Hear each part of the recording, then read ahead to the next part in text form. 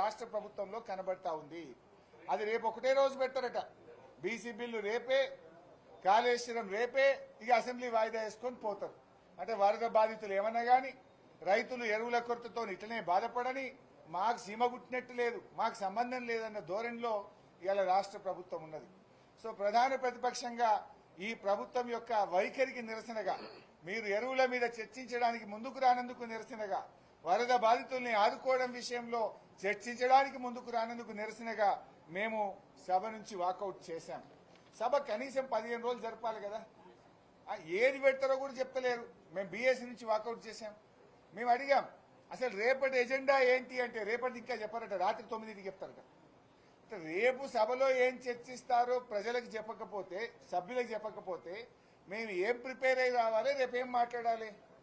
రేపు ఒకటే రోజు అసెంబ్లీ, రేపు ఎజెండా ఏంటిది అంటే మేము మెల్లగా పంపుతాం రాత్రి వరకు అంటారు. మీరు పంపేదెప్పుడు, ప్రతిపక్షాలు ప్రిపేర్ అయ్యేదెప్పుడు?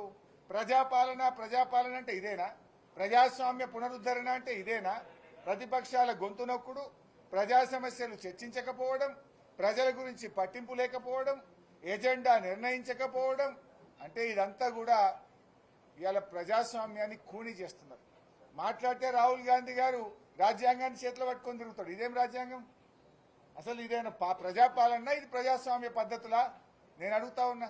అందువల్ల బీఏసీ సమావేశం ఒక అర్థం పర్థం లేకుండా 15 రోజులైనా అసెంబ్లీ పెట్టాలంటే లేదా మళ్ళా పెట్టం కానీ ఇప్పుడు 2 రోజులు అనేటువంటి తీరుకు మినిమం 15 రోజులు అసెంబ్లీ పెట్టకుండా 2 రోజులు మాత్రమే అసెంబ్లీ పెడతాం.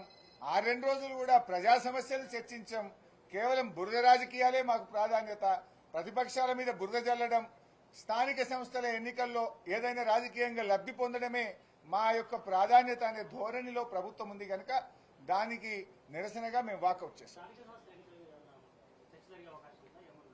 సో ప్రభుత్వం అయితే స్థానిక సంస్థల మీద ఏం చెప్పలేదు, రేపటి ఎజెండా ఏందో చెప్పలేదు. చూచాయగా 2 విషయాలు చెప్పారు ఎలియా మినిస్టర్ గారు.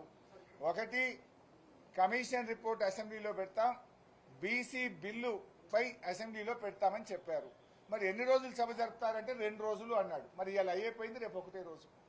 ఆ 2 రోజులు మరి మళ్ళా ఎట్లనండి? ప్రజా సమస్యలు ఉన్నాయి కదా, ఎరువులు ఉన్నాయి కదా, యూరియా ఉంది కదా, బురద రాజకీయాలు ఎప్పుడైనా చేసుకోవచ్చు. మనం ఎరువుల మీద రేపు మాట్లాడదాం. బీజేపీ వాళ్ళు ఇస్తలేరంటున్నారు కదా ఎరువులు. అసలు బీజేపీ వాళ్ళు ఇస్తలేరా? ఇది కాంగ్రెస్ వైఫల్యమా? ఎట్లా ఇది పరిష్కరిద్దామో అసెంబ్లీలో మాట్లాడదాము అన్నాం. దానికి సిద్ధంగా లేరు. They are not prepared to discuss in the assembly.